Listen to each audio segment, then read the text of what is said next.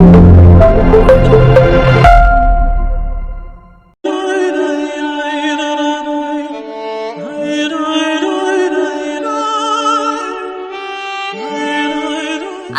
علیکم ناظرین، میرے اس یوٹیوب چینل مسلمانوں کے دین میں آپ کا خیر مقدم ہے۔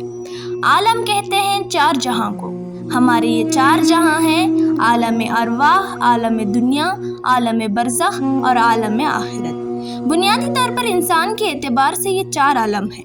ہر عالم کے احکام الگ الگ ہیں اور ہر انسان کو ان سب سے گزرنا ہے، لیکن یہ الگ بات ہے کہ ہر ایک جگہ قیام کی مدت الگ الگ ہوتی ہے۔ اللہ پاک نے انسان کے عالم سے دوسرے عالم میں منتقل ہونے کے لیے مستحق اسباب پیدا کیے ہیں، جیسا کہ عالم ارواح سے عالم دنیا تک آنے کا سبب والدین ہے، عالم دنیا سے عالم برزخ تک جانے کا سبب موت ہے، عالم برزخ سے عالم آخرت تک جانے کا سبب سر ہے، جو حضرت اسرافیل علیہ السلام قیامت کے دن پھونکیں گے۔ لیکن میرا آج کا ٹاپک صرف عالم برزخ ہے۔ دوستوں، برزخ کے لفظی معنی آڑ یا پردے کے ہیں۔ انسان کے موت سے لے کر قیامت تک اٹھنے کے وقت کو برزخ کہتے ہیں۔ برزخ یعنی موت کے بعد انسانوں اور جنوں کو قیامت تک رہنا ہے۔ عالم برزخ ہماری دنیا سے بہت بڑا جہاں ہے، یعنی برزخی زندگی دنیاوی زندگی سے بہت بڑی ہے، لیکن وہ بھی ایک نہ ایک دن ختم ہونے والی ہے۔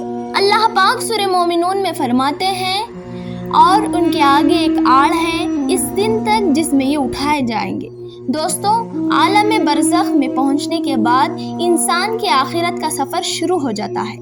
حضرت محمد مصطفیٰ صلی اللہ علیہ وسلم فرماتے ہیں، بے شک آخرت کی سب سے پہلی منزل قبر ہے۔ اگر قبر والے نے اس سے نجات حاصل کر لی تو اس کے بعد کا معاملہ بھی حل ہوگا، اور اگر اس سے نجات نہ پا سکا تو بعد کا معاملہ زیادہ سخت ہوگا۔ ناظرین، جب بی بی عائشہ رضی اللہ تعالیٰ عنہا کو پہلی مرتبہ جب یہود عورت نے عذاب قبر کے متعلق بتایا، لیکن بی بی عائشہ رضی اللہ تعالیٰ عنہا نے اس کی تصدیق نہ کی، آپ صلی اللہ علیہ وسلم نے بھی یہود کو جھوٹا قرار دیا۔ لیکن جب نبی صلی اللہ علیہ وسلم پر وحی بھیجی اور آپ صلی اللہ علیہ وسلم کو عذاب قبر سے بتایا گیا، اسی دن سورج گرہن ہو گیا اور آپ صلی اللہ علیہ وسلم کے بیٹے سیدنا ابراہیم کا انتقال ہو گیا۔ لہٰذا آپ صلی اللہ علیہ وسلم نے اسی دن سورج گرہن کی نماز صلاۃ الکسوف پڑھائی اور خطبہ دیا، اور اس خطبے میں صحابہ اکرام کو عذاب قبر سے آگاہ کیا۔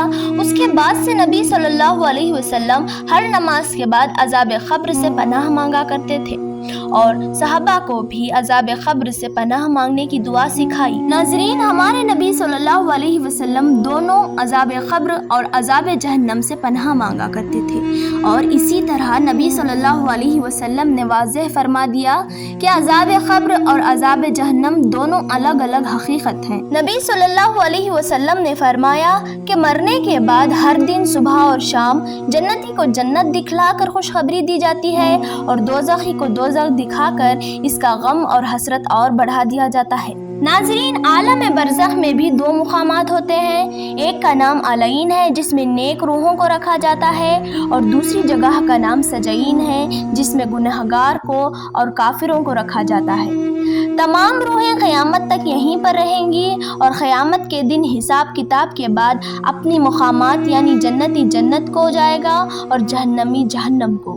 دوستوں، جب نیک لوگ علین میں جاتے ہیں تو ایک دوسرے سے بات چیت کرتے ہیں، ایک دوسرے کو پہچانتے ہیں اور دنیاوی زندگی کو سوچتے بھی ہیں، اور اگر کوئی مر کر علین میں جاتا ہے تو وہ اس سے پوچھتے بھی ہیں کہ فلاں شخص دنیا میں کیسا ہے، تو اگر علین میں آنے والا کہہ دے کہ وہ کب کا مر چکا ہے تو وہ سمجھ جاتے ہیں کہ وہ سجین میں بھیجا جا چکا ہے۔